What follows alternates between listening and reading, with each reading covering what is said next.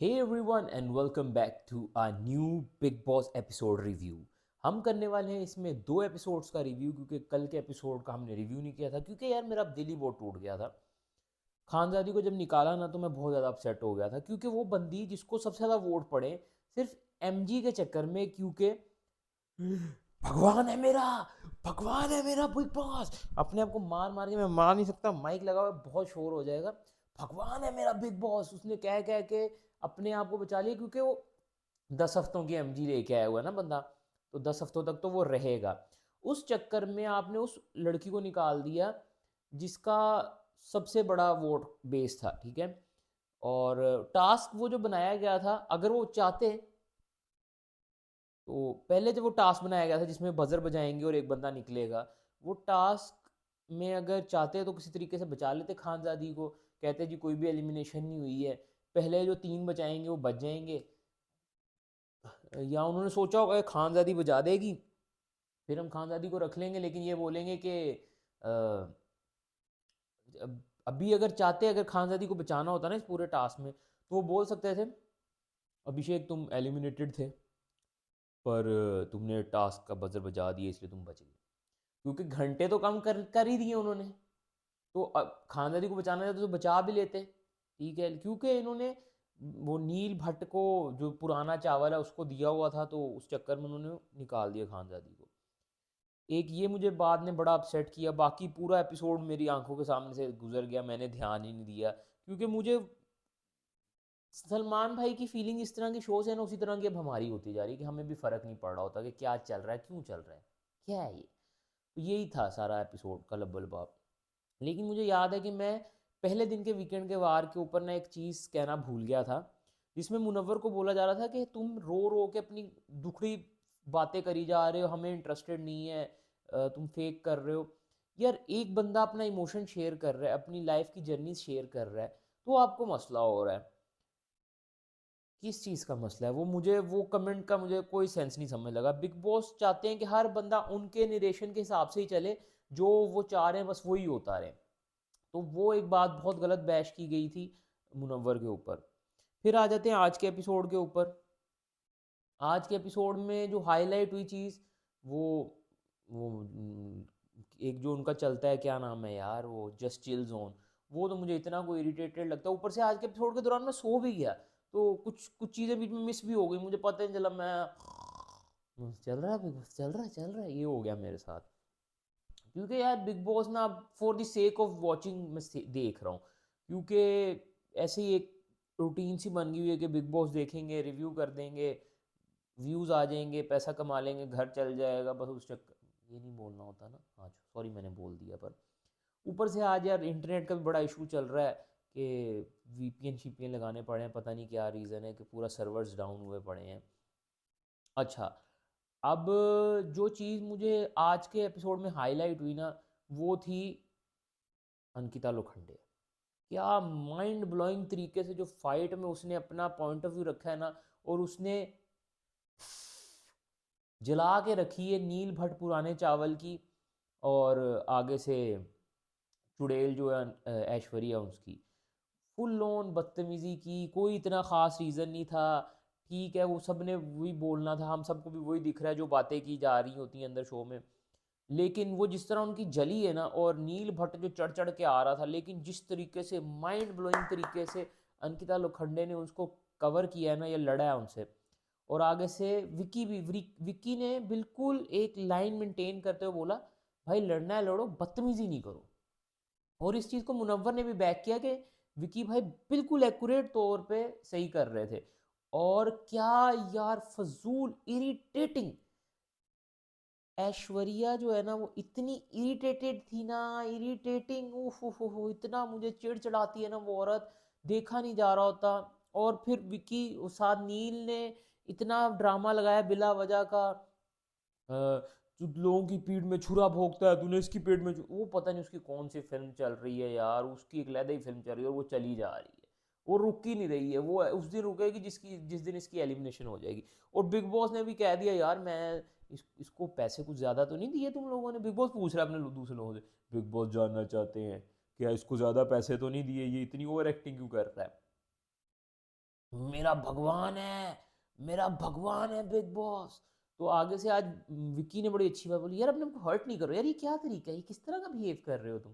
तो नील ना वाकई पागल हो गया। नील पता नहीं क्या बंदा है, वो अजीब सा ही बंदा है, वो पुराना चावल है वो। या तो वो चिड़ा चिड़ा चावल नहीं रहता, पड़ा पड़ा पकता रहे चिड़ सा जाता है वो। नील वो होता जा रहा है, इतनी देर से पक रहा है ना कि वो चिड़ चिड़ चिड़ा हो गया है। वो कर रहा है। अच्छा, ये पूरी लड़ाई हो रही थी ना, लड़ाई को तो छोड़ो, मैं अब सुन भी नहीं रहा होता हूँ कि कौन क्या बातें बोल रहे हैं, लिटरली मैं नहीं सुन रहा होता हूँ, इतना मैं इरिटेट हो चुका हूँ इन लड़ाइयों से। लेकिन जो मेन चीज़ हुई ना, जिसमें सब अंकिता बैठी सामने, ऐश्वर्या आके बैठ गई। तो पीछे से ना, उससे पहले जाने से पहले जो क्या नाम है, 2 मिनट इंस्टेंट विलन जो है, उन पे जाने से पहले एक बात आ गई मेरे दिमाग में कि विकी बोल रहा था तेरी बीवी बच्ची है, पागल है। ओ भाई, बच्चे है बोलना उसको, बच्चों की तौहीन है। किसी से किसी को कंपेयर नहीं करो, कुत्ते से भी कंपेयर नहीं करो, क्योंकि कुत्ता भी माइंड कर सकता है। क्योंकि ये बहुत इरिटेटिंग है भाई, ये बच्चा इस तरह की हरकतें नहीं करते, और जो बच्चे इस तरह की हरकतें करते हैं वो मुझसे खाते हैं भाई। मानो नहीं मानो, मैं लगा देता हूँ अपने घर के बच्चों को, भले फिर मेरे ऊपर केस हो जाए ह्यूमन वायलेंस का, मैं क्या मारता हूँ, बच्चे मेरे घर के, प्यार करता हूँ उनसे। अच्छा, तो रिंकू जी ने ना वो कुत्ते भौंकने वाली बात चल रही थी, तो 2 minute instant villain Rinku ji ने बीच में ना अपना 2 मिनट इंस्टेंट वाला मसाला डाल दिया। तो आप क्या करती हैं, क्या सही जवाब दिया अंकिता ने। हाँ, आप भी आ जाएं, आप भी आ जाएं, आ जाएं, आपको जो कमी रह गई थी। और उसके बाद मुन्ना ने क्या आला तरीके से उसको पॉइंट आउट किया है, और वाकई उस टाइम में लड़ाई में घुसने का नहीं काम बन रहा था। वो इतनी एक्सट्रीम लड़ाई हो रही है, सब अपना चुप करके बैठे हैं भी। वो कह रही थी मेरे ऊपर भी फ्रेम कट जाए, मेरे ऊपर भी फ्रेम कट जाए, बिग बॉस ने मुझे स्क्रिप्ट दी हुई है, मेरी एमजी खत्म हो चुकी हुई है, अब मेरा क्या होगा। बिग बॉस ने तो खानदारी तक को निकाल दिया, मेरी एमजी तो खत्म हो गई, 9 महीने 9 हफ्ते की एमजी लेके आई थी मैं, अब मेरा क्या होगा, मेरी एमजी खत्म होगी, मैं कहीं दिख जाती हूँ तो मैं बीच में तड़का लगा देती हूँ। उसके बाद मुन्ना ने उसको बोला कि विकी भाई बिल्कुल सही बात कर रहे थे, और उन दोनों की आपस की लड़ाई चल रही है बीच में, वो क्यों नील घुस जाता है और जहाँ चीख चीख के बोलते हैं, और मेरे हिसाब से तो विकी भाई लोग सही थे। तो कहती नहीं, तुम आगे से मुन्ना ने भी बिल्कुल क्लियर कट बोला कि आप बाय स्टोरी हो। तो बिग बॉस बिग बॉस यार, इधर एक कहावत है, दिखानी सज्जी ते मारनी खब्बी। बिग बॉस ऊपर से दिखा रहे हैं कि मुन्ना तेरे साथ है, लेकिन बिग बॉस से सिर्फ कंटेंट छा रहे हैं मुन्ना से। बिग बॉस कुछ भी नहीं जा रहे, बिग बॉस को दिखा सीधा हाथ रहे हैं और उल्टे हाथ से मारी जा रहे हैं उसको। यही बिग बॉस ने शुरू में विक्की के साथ किया। विक्की की गेम इतनी खराब कर दी कि हर लल्लू पंजू अब उसको उठ के चढ़ रहा होता है उस पर। विक्की की खैर इसमें अपनी भी गलतियां हैं, बड़बोलापन विक्की का ओवर स्मार्ट दिखाना। यार जो ओवर स्मार्ट होते हैं ना वो दिखाते नहीं है। ये एक विक्की ने गलती की है कि मुझे कुछ आता ही नहीं, मुझे कुछ पता ही नहीं, ये पर्सनैलिटी होनी चाहिए। अच्छा, उस चीज़ में विकी मार खा गया। ये चीज़ ज़्यादा हाईलाइट हुई। देन उसके बाद मनारा, मुझे तो वो मनारा के ऊपर थोड़ी सी बात कर लेते हैं कि मनारा से ना थोड़ा सा मुन्ना पीछे पीछे रह रहा है, तो मनारा फेक करने की कोशिश कर रही है उसको मनाने की, लेकिन ना फेक ज़्यादा देर तक नहीं कर सकते। तो बीच बीच में ना वो फिर उसके पीछे उसकी बातें भी लगा रही होती है, ये ऐसा ही है, ये वो दिखना शुरू हो गया। फिर उसके बाद एक और भी बात थी ना यार, कोई और भी फेक कर रहा था। मुन्ना बेचारा प्रेशर में है, ठीक है, मुन्ना वो इतना उसके ऊपर प्रेशर डाला हुआ है कि उसको समझ नहीं लग रही वो क्या करे। और हम लोग पे उल्टा प्रेशर डाला हुआ है, 4 दिन से हमें एक ही चीज़ दिखा रहे हैं कि उसकी गर्लफ्रेंड आ रही, उसकी गर्लफ्रेंड आ रही, एक्स गर्लफ्रेंड आ रही, पता नहीं, प्रॉबली हुकअप हो सकती है, या उसको उसका जो प्रोमो देखा था थोड़ा सा कि जी उसने आई लव यू बोला, उसने बोला हाँ मैंने बोला था, तो वो भी थोड़ा सा अजीब सा एडिटेड है। मैं तो बिग बॉस की अब एडिटिंग पे बिलीव ही नहीं करता हूँ कि वो बहुत चीज़ें आगे पीछे जोड़ते हैं, क्योंकि हमें कई दफ़ा तो चलते शो में फील हो जाता है कि इधर कट लग गया है। तो बहुत सारी चीज़ें तो शो में कट जाती हैं, तो प्रोमो तो वैसे ही 3-4-30 सेकंड का होता है, तो उसमें बहुत कुछ कट जाता है। देन उसके बाद नील भट्ट जो है, नील भट्ट, हाँ नील भट्ट, वो ना उसको समझा रहा था अरुण को कि तू ये कोरियन तहलका के साथ ज़्यादा नहीं बैठ, कोरियन तहल बाद में एंड में बिग बॉस तुझे ही ना बोल रहे हो कि तू इतना क्यों चढ़ा, उसको एक स्पेस दे ब्रीदिंग की। अच्छा, अरुण की गेम वाकई वो ख़त्म हो गई तहलका के जाने के बाद, लेकिन चलो उसको एक कोरियन तहलका दे दिया जो उसके साथ टाइम भी स्पेंड कर रहा होता है, उसको बोल रहा होता है कि उसको पप्पी भी ली उसने, तो उसने बोला नको करने का, नको नको कुछ, या बैंगन या कुछ इस टाइप की बात कर रहे थे। ये सब कुछ भी हुआ। ऐश्वर्या के कपड़ों के ऊपर बात हुई। देन बहुत सारी बातें हैं, लेकिन मैं, देखो मैं आपको एक बात बताता हूँ। इंसान ना एक स्टेट में होता है जब वो लेट इट गो करने लग जाता है चीज़ों को, उसके लिए ये इतनी इंपॉर्टेंस नहीं रखती चीज़ें, और मुझे लग रहा है कि मैं अब उस स्टेज में आ चुका हूँ। मुझे बिग बॉस नहीं समझ लग रहा अब। बिग बॉस की क्रिएटिव टीम की समझ नहीं लग रही, बिग बॉस के ओपिनियंस की समझ लग रही कि बिग बॉस पहले होता था इंडिविजुअलिटी का शो होता था, अब बिग बॉस का कार्य सबके दिमागों में नैरेटिव्स डाल रहे होते हैं। मैं अभी भी बोलूँगा कि शायद स्क्रिप्टेड नहीं होता, थोड़ा बहुत स्क्रिप्टेड होता है, थोड़ी बहुत बातें बताई जाती हैं, लेकिन इस बार क्या हो गया, इस बार बिग बॉस सीना चौड़ा करके आगे बता रहा है। यही सारी बातें हर सीजन में होती हैं, मैं आपको एक बात बता दूं। हर सीजन में ऐसा होता है कि बिग बॉस एक आधे अपने प्लेयर को कुछ बीच में टिप्पणियां देते रहते हैं कि थोड़ी सी उससे थोड़ा बच्चों उससे ये करो, लेकिन इस बार पहले दिन से ओपनली नील को तैयार किया जा रहा था विकी के अगेंस्ट, और इसी तरह ना शुरू से पहले दिन से चीज़ें हो रही थी और वो चीज़ें चल रही थी। अच्छा, मनारा की हम बात कर रहे थे, तो मनारा का वो बात हुई थी ना कि वो चिढ़ के एंड में मुन्ना को मनाना भी छोड़ दिया उसने, तो बाद में वो अभिषेक से बात कर रही थी। मुझे अभिषेक कहता तेरी पर्सनैलिटी, अभिषेक था या अनुराग था, कोई बोल, अभिषेक ही बोल रहा था कि तेरी पर्सनैलिटी ना थोड़ी डिफरेंट हो गई, अब तो अकेला अकेला रहना पसंद करने लग गई है, स्ट्रॉन्ग फील होने। वो कहती हाँ, मैं, मुझे किसी से फ़र्क नहीं पड़ता। वो आगे से वो तमिल फिल्मों में नहीं, वो जैसे वो रोकी भाई की एंट्री के टाइम वो आता है तो धरती कांपती है, उसे लोग कहते हैं विलन, तो वो हीरो नहीं, वो विलन है। तो वो अभिषेक ना जाके बाद में सबको बोलता पता है, एक्शन भी हुए, पता है आज मेरी मनारा से बात हो रही थी, उसकी बातों में मुझे ऐसे लगा वो आ रही है, धरती कांपेगी, आसमान चीख उठेगा जब उसका कहर बरसेगा, वो है मनारा चोपड़ा। ऐसे लग रहा था कि मनारा ने पैसे दिए उसको ये ओवर एक्टिंग करने के लिए, उसमें बहुत चेंज आ गया यार, वो तो बहुत इंडिविजुअल फील हो रही थी। अच्छा, मनारा का भी देखो, मनारा को पता है उसको एमजी लेके आई है फाइनल वीक की। फाइनल वीक की मैं आपको बताता हूँ कौन कौन एमजी लेके आया है, वो लोग नहीं बताते होंगे, मैं बताता हूँ। मुन्ना के पास एमजी है फाइनल वीक की, ठीक है। अनुराग के पास एमजी है सेमीफाइनल तक की, मतलब फाइनल वीक से एक हफ्ता पहले तक की एमजी है अनुराग के पास, क्योंकि इतनी बड़ी वोटिंग बेस होते हैं ना, तो वो बोल के आता है कि भाई एक हफ्ता हमें पता है कि आप जब पोस्ट करते हो ना इंटरनेट के ऊपर, तो एक टाइम आता है रेपिटेटेड हो जाता है, तो लोग आपकी वीडियो के ऊपर कमेंट करना छोड़ देते हैं, तो हो सकता है कि आप इतने पॉपुलर हो के लेकिन शो में जाओ तो एक हफ्ता आपको वोट नहीं और आप निकल जाओ, ठीक है। खानजादी के साथ यही किया गया, उसको बिला वजह निकाल दिया गया, हालांकि उसको वोट पड़ रहे थे, तो होता तो यही है, होता यही है हमेशा, क्योंकि आसिम रियाज को भी वोट पड़े थे, ठीक है। सीज़न 9 में अभिषेक था नहीं, प्रिंस के अगेंस्ट जो था, दिमाग से नाम निकल गया, उनको भी वोट पड़े थे, तो वोट तो पड़ते हैं, लेकिन अब अनुराग है सेकेंड वीक की एमजी लेके आया हुआ, 2 मिनट इंस्टेंट मिलन की एमजी तो हो गई है ख़त्म। अभिषेक एमजी नहीं लेके आया हुआ, इसलिए उसकी फटती है। विकी एमजी लेके आया हुआ है फाइनल वीक की, नहीं सेकंड फाइनल वीक की लेके आया है, हाँ सेकंड फाइनल वीक की। अंकिता की एमजी है फाइनल फिनाले की, परिणीति चोपड़ा की बहन की एमजी है फाइनल, ठीक है। नील भट्ट की एमजी है, नील भट्ट की बीवी की एमजी नहीं है, नहीं उसकी भी मेरे ख्याल से 14 हफ्तों की एमजी है, उसकी भी 14 हफ्तों की एमजी उसकी भी है। तो ये चीज़ें होती हैं, ठीक है। बिग बॉस पहले एक लिस्ट बनाते हैं कि यार इन इनको हम फाइनल में लेके जाएंगे, बाकी बीच में कोई, फाइनल में भी ना 4 लोगों की एमजी दी जाती है, क्योंकि एक उन्होंने चांस पे रखा होता है कि यार कोई कोई अच्छा परफॉर्म करके भी तो पहुंच सकता है ना, तो वो चीज़ रखी होती है, नहीं तो ये पूरा प्लान होता है, ऐसे शो नहीं चलते। लेकिन इस बार क्या मसला है कि इस बार बिग बॉस इतना कंट्रोल कर रहा है, इतने नैरेटिव सेट कर रहा है। और उसी टाइम बिग बॉस ने बोला भी, जब मुन्ना मुन्ना लेकिन मुन्ना ने आज शाइन किया, जो बिग बॉस को जवाब दिया, छाती ठोक कर बोला भी कि अब ऐसे ही जवाब मिलेंगे।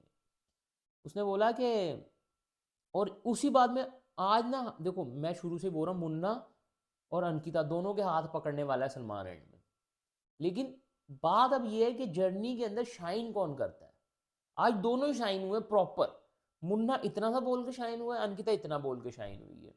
अब लेकिन मुन्ना ने शाइन कहाँ किया, मुन्ना ने सीधा बिग बॉस से पंगा लिया। बिग बॉस ने उसको बोला कि दोस्ती में बायसनेस होती है कि नहीं होती है। मुन्ना ने बोला हाँ होती है, तो आप उसको क्यों समझा रहे हैं। मुन्ना ने क्लियर बोला, मुन्ना ने बोला मैं उसको समझा नहीं रहा हूँ, मैं उसको कह रहा हूँ कि एडमिट करे कि हो रही है बायस। ये नहीं बोले कि नहीं नहीं नहीं नहीं वो गलत ही था, नहीं। आप दोस्ती में बायस्ड होते हो लेकिन उसको एडमिट करो। तो आगे से बिग बॉस ने बोला अच्छा सीधा सीधा जवाब। बोला बिग बॉस अब तो ऐसे ही मिलेगा। तो बिग बॉस ने बोला आ जाओ एक्टिविटी एरिया में आ जाओ, और उधर ही एपिसोड खत्म हो गया। जो हमें 4 दिन से दिखाया जा रहा है कि एक्टिविटी एरिया में उसकी एक्स आएगी। अच्छा अब एक्स आ रही है तो क्लिप्स में पता नहीं वो वाइल्ड कार्ड एंट्री है या फिर वो थोड़ी देर के लिए आ रही है, लेकिन वो जो क्लिप्स कट रही हैं उसमें पीछे मनारा क्या कर रही है। उसकी पर्सनल लाइफ है ना, अ, मुनव्वर की पर्सनल लाइफ का पर्सनल इशू है। मनारा क्या कर रही है बीच में। मनारा को पोटेंशियल उसकी गर्लफ्रेंड बनाने का सोचा हुआ है इन्होंने, ठीक है। वो मनारा उसके ऊपर चढ़ भी रही होती कि लेट इट गो ना, लेट इट गो, छोड़ दो सारी बातें, भूल जाओ पुरानी चीज़ों को, मुझे आजमाओ, मैं बहुत फन हूँ, मैं तुम्हें बहुत चरण आनंद दूंगी। तो वो तो उसकी बातों को वो समझ रहा है। उसने आज पॉइंट आउट भी किया कि आप मनारा चोपड़ा जो बातें करती है ना वो घूम फिर के मेरे तक आ जाती है, ठीक है ना। मनारा को अब ना वो गीले गीली जूती मारने लग गया, चमड़े की गीली जूती मारो ना बहुत बुरी लगती है, वो मारने लग गया मनारा चोपड़ा को। अच्छा बीच में वो टास्क वो आया ना कि 12 घंटे इनको मिलेंगे आपको रोज़ के 2 घंटे, ये तो वो जब 12 घंटे पूरे हो जाएंगे तो चूल्हा बंद हो जाएगा चलना। उसमें मनारा चोपड़ा ने बनाया, उसके बाद वो रूड भी होने लगी सबके साथ कि मैंने इतने कम टाइम में बना लिया ये तो वो। तो रिंकू जी बोल भी रही थी कि इस पूरे टाइम में ना लोगों ने उसकी हेल्प की है तो वो कर पाई है। मैंने इतना ही देखा था क्योंकि बीच में मेरी आंख भी लग गई थी, लेकिन बाद में वही कर रहा हूँ कि इंसान एक लाइफ में एक टाइम आ जाता है इंसान की कि वो लेट इट गो करने लग जाता है। मैं यहाँ तो मुझे इरिटेट बहुत करने लगी इनकी ये फाइट्स, क्योंकि देखो फाइट्स हमने भी देखी हैं। सीज़न 13 को मैं नहीं भूल सकता हूँ, मेरे लिए one of the best season है, ठीक है। वो सीज़न 13 जो मैंने देखा है ना, जिस सीज़न में शाइन हुआ था आसिम रियाज, जिस सीज़न में सिद्धार्थ शुक्ला शाइन हुआ है, उस सीज़न में सिर्फ वही शाइन नहीं हुआ है, पारस छाबड़ा भी शाइन हुआ है उस सीज़न में। पैन नेशनल नहीं क्या था, पैन इंडिया ऑडियंस के लिए भी बंदा शाइन हुआ है उस सीज़न में, बहुत सारे लोग शाइन हुए थे। फिर मुझे वो सीज़न नहीं भूलता जिसमें एक वाइल्ड कार्ड आया था लेकिन उसको जीतने नहीं दिया गया था। सीज़न 9 की बात कर रहा हूँ क्योंकि प्रिंस बाहर रणविजय के साथ डील करके आया हुआ था कि मुझे जितवाना है, ठीक है। हमें सारी चीज़ें हमारे तक पहुँच जाती हैं, लेकिन चीज़ क्या है कि आसिम रियाज को अगर सीज़न की जो ओरिजिनल रिलीज डेट थी ना, फिनाले की डेट थी, उस टाइम में किया होता तो वो आसिम रियाज जीतने वाला था। लेकिन उसको एक्सटेंड करके गया, आसिम रियाज को किया गया डल। और डल करना बिग बॉस के हाथ में। बिग बॉस ये एडिटिंग गेम हमें भी पता है, हम भी काट के कहीं की बात कहीं लगाते हैं ना तो ये हो जाता है ये, ठीक है। तो बिग बॉस से मैं अपना बहुत ही ज़्यादा डिसअपॉइंट हो चुका हूँ कि मुझे बिग बॉस से ये उम्मीद नहीं थी कि बिग बॉस इतना अजीब सा शो को कर देंगे। पिछला सीज़न भी यार इतना अजीब नहीं था, ठीक है। स्टैंड की मंडली बहुत बायस थी, नो डाउट। वो अब्दू अच्छा था, लेकिन उसमें फराह खान का जो भाई डाला हुआ था, वो जो इमेज क्लियर करने जिसको भेजा हुआ था, वो गलत था। उसके साथ जो फिर मंडली बनी उसमें एमसी स्टैंड आ गया, एमसी स्टैंड वोटिंग के बेस पे जीत गया। लेकिन उस सीज़न में बुरी चीज़ें थी बहुत सारी, लेकिन स्टिल वो बर्दाश्त हो रहा था। ये सीज़न बर्दाश्त ही नहीं हो रहा मुझसे, क्योंकि इतना चिढ़ मचाने लग गया ना ये सीज़न मुझे। अब पता नहीं आप में और मेरे में ये किसी की तो फीलिंग मिल रही होगी ना कि मैं तंग आ चुका हूँ इस सीज़न से, और बस ये व्यूज़ आ जाए और मेरा पेट पलता रहे, तो उस चक्कर में ये चैनल चल जाए। इस चैनल को भी सब्सक्राइब कर दिया करो यार दोस्तों, क्योंकि इस चैनल का भी मुझे, मैं चाहता हूँ कि पीछे सिल्वर प्ले बटन पड़ा हो। सिल्वर प्ले बटनों की मुझे दुकान खोलनी है। मैं चाहता हूँ मेरे बिके सिल्वर प्ले बटन, इतने सिल्वर प्ले बटन हो जाए मेरे पास। तो काइंडली सब्सक्राइब करें, लाइक करें, शेयर करें। और अगर मैं कोई बात भूल गया हूँ, और मेरा ना होता यही है, मैं बात भूल जाता हूँ। जैसे वो वाली बात मैं भूल गया था, क्या नाम है, जिसमें मुन्ना को बोला गया था कि ये झलक दिखला नहीं, ये नच बलिए नहीं, कौन सा शो था, डांस डांस दीवाने नहीं है, कि तुम इधर इमोशनल कर रहे हो सबको। हालांकि डांस दीवाने का काम नहीं बनता किसी को इमोशनल करने का, वो डांस बेस्ड शो है। जब हम, मुझे याद है डीआईडी देखते होते थे बचपन में, तो उसमें ऐसे पीछे की बैक स्टोरीज किसी की नहीं दिखाते थे। हम वो देखते थे इंडियन आइडल, किसी की स्टोरी नहीं दिखाते थे बैक की, वो अपना बस टैलेंट दिखा रहे थे। और ये जो शो था ये बैक स्टोरी जानने वाला शो था। पता नहीं ये सलमान वो अक्षय भाई वाला कर दिया है इन लोगों ने, कि इसमें बैक स्टोरी नहीं बात कर सकते। ओ भाई, बंदा है जिगना बूरा की, आप सारी बैक स्टोरी की बात करी जा रहे हो, उसके लिए कॉन्फ्रेंस भी कर रहे हो। अगर मुन्ना कर रहा है तो आपको मसला हो रहा है। अच्छा यार, वो आज के एपिसोड में हुआ था जब मुन्ना चीख के चला गया था, क्यों बात कर रही है उससे? कल हुआ था वो, हाँ कल हुआ था। तो ये, वो भी फनी था यार, उनका भी ज़्यादा ही चल रहा है। लेकिन ऑन दी अदर हैंड ना, ईशा मुझे थोड़ा सा अच्छा लगने लग गई है। क्यूट भी है बंदी, मेरी एक्स जैसी भी बिहेवियर है उसका, तो अच्छी तो लगेगी। अच्छा, मैं बात कर रहा था कि शोज़ जो है ना, वो स्विच हो गए, उनकी पर्सनैलिटी स्विच हो गई हैं। अब एक तो वो चीज़ ज़्यादा थी, एक ये चीज़ थी कि मैं ना कुछ बातें भूल जाता हूँ जो मैंने करनी होती, क्योंकि मैं नोट्स नहीं बनाता हूँ। मेरा ये मानना है कि अगर आप चीज़ के नोट्स बनाओगे ना, तो आप इन्जॉय नहीं कर पाओगे। और मैं देखता हूँ अपनी इन्जॉयमेंट के लिए चीज़, हमेशा से मेरा यही फंडा भी रहा है, यही रूल भी रहा है कि चीज़ इन्जॉय करनी है। For the sake of work किया ना, तो फिर ख़त्म। अब ये शो भी अगर मैं for the sake of work भी कर रहा हूँ ना, देख रहा हूँ इसको, तो मैं बीच में सो जाता हूँ, फिर जब मुझे मज़ा नहीं आता। जो मैंने आज किया, लिटरली मेरी आंखों में आपको थोड़ी सी नींद दिख रही होगी कि मैं सो के उठाऊँ। और उसके बाद एक वीडियो एडिट हो रही थी, तो वो प्रॉपर हुई, फिर मैंने थोड़ा सा टाइम इधर उधर सर्फिंग में लगाने के बाद मैंने ये रिव्यू स्टार्ट किया।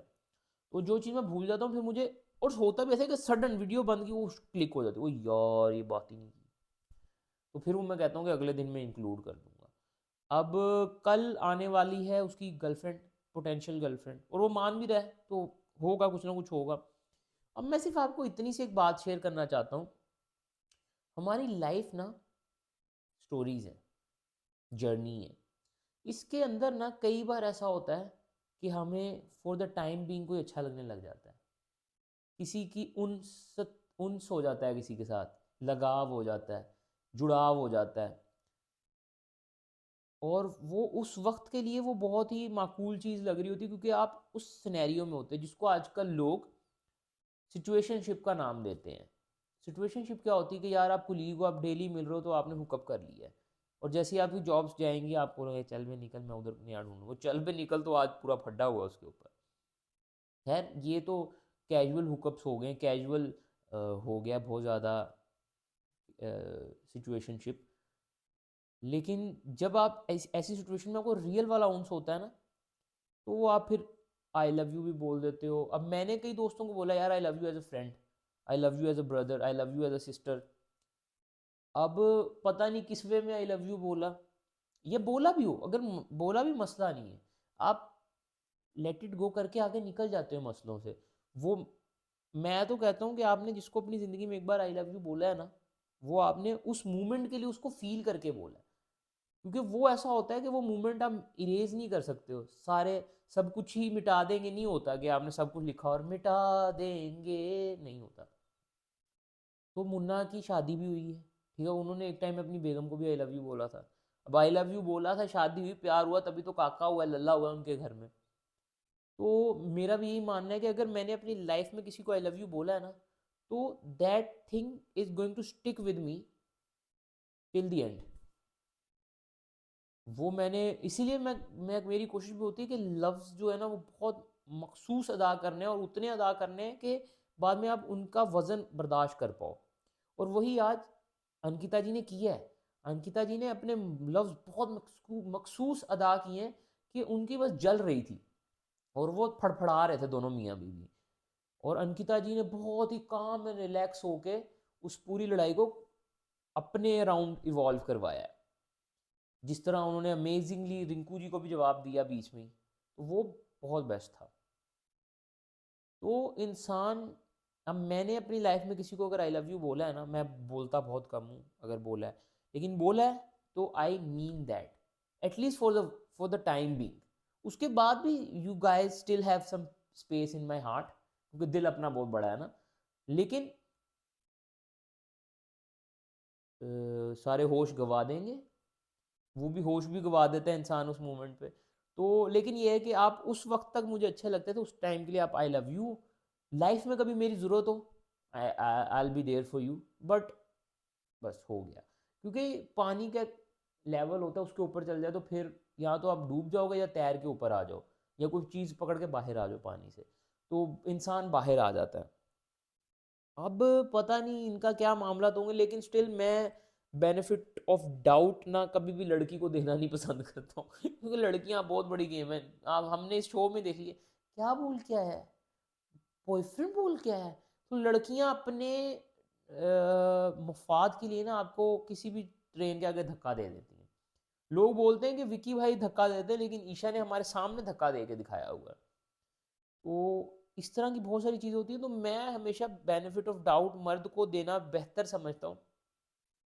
क्योंकि अच्छा, मैं ना कल ही किसी चीज़ का रिव्यू कर रहा था, मैं वो एनिमल का रिव्यू किया था, ध्रुव राठी ने उस पर बात करा था कि मेरी फैमिली में ना बहुत सारे इंस्पेक्टर्स और ये सब हैं। तो मैं उस फील्ड में होके आया हूँ, या मैंने वो एटमोसफेयर देखा हुआ है कि औरतें किस वे में चीज़ों को अपने अराउंड इवॉल्व करवा के चेंज करवाती हैं। लिटरली मैं आपके साथ एक इंसिडेंट शेयर कर देता हूँ। मेरे एक कज़न है, वो डॉक्टर हैं, ठीक है। मैं उनके लिए ना, छोटा होता ना, मैं उनके लिए ओटी इमरजेंसी में उनकी थी, मुझे याद है ड्यूटी थी। मैं उनके लिए रात को, और ना दिन रात की जॉब होती है जब आप इंटर्न होते हो स्टार्ट में, तो मैं उनके लिए खाना वाना ले जाता था रात के टाइम, लेट नाइट कभी 1-2 बजे। चलो वो खा लेंगे, मैं थोड़ी देर उनके पास बैठ जाऊँगा। तो उधर मुझे ऐसे ऐसी सिचुएशन दिखती थी कि औरतें बेहोश पड़ी हैं और खुद ही एक्टिंग कर रही हैं, और जब फिर उनको टीका लगता था तो सुसु वाला तो उठ के भाग पड़ती थी। अब मुझे मुझे याद है, मेरा कज़न बोलते थे औरतें ना कई दफ़ा घर में लड़के एक्टिंग करके आ जाती हैं, तो वो उठ नहीं रही होती, तो हम उनको सुसु का टीका लगाते हैं। तो कहते हैं जो एक्चुअल में बेहोश होती है ना, तो उसका सुसु अंदर ही निकल जाता है, तो हम सीरियस हो जाते हैं कि भाई नहीं नहीं नहीं, ये वाकई कोई मसला है जो उसका सुसु निकल गया है। लेकिन अगर वो उठ के वॉशरूम भागेगी तो ड्रामा था वो। तो सुसु इतने प्रेशर से आता है। तो ये मुझे एक ट्रिक पता चली वहाँ से। इसी तरह इंस्पेक्टर, पुलिस फील्ड से भी मुझे बहुत सारी ट्रिक्स पता चली कि औरतें क्या कर रही होती हैं। इसी तरह मुझे लॉयर्स वाली साइड, क्योंकि मेरी बड़े ग्लोबली पैशनेबल लोगों के साथ मेरा रिलेशन है, पर्सनल भी फैमिली भी, जिनके जॉब्स ऐसी हैं, तो मुझे बहुत कुछ सीखने को मिलता है। तो ये होता है। लेकिन ये हमारा टॉपिक बहुत ही गलत साइड पे चला गया बातों बातों में। हम बिग बॉस का रिव्यू कर रहे थे, ये लोगों की पर्सनल लाइफ के रिव्यू पे चले गए हम, सॉरी। पॉडकास्ट टाइप हो जाता है। मेरी एक थिंकिंग है कि मेरा ये मानना है कि मैं आपके साथ पॉडकास्ट कर रहा हूँ, मैं रिव्यू कर ही नहीं रहा हूँ, मैं अपनी फीलिंग्स और अपनी एक्सपीरियंसेस आपके साथ शेयर कर रहा होता हूँ, जिससे शायद कोई इस्तेफादा उठा ले। और आज हम काफ़ी उर्दू अल्फाजात का यूज़ कर रहे हैं, ताकि थोड़ा सा हम उर्दू को भी प्रमोट करें। अच्छा, अब पीछे चल रहा है ना, नहीं तो बंद ही हुआ होता। चल रहा है, चल रहा है, चल रहा है। अब थोड़ी सी हमने लाइटिंग भी चेंज की है, तो वो भी मुझे बताइएगा कैसी लगी। ये था हमारा review on big boss, episode 62 था मेरे ख्याल से, या 63 था। आप लाइक करें, कमेंट करें, शेयर करें। हम आपसे कल मिलेंगे ऐसी एक नए रिव्यू के साथ। और कल का रिव्यू तो लाजमी करना पड़ेगा मुन्ना के पॉइंट ऑफ व्यू से। हमने आज इतना बोल दिया, तो कल देखेंगे कल मुन्ना ने क्या किया। अब देखेंगे कौन जीतता है इस शो को। और इसी के साथ me signing off, but before going, take care yourself. अल्लाह हाफिज़।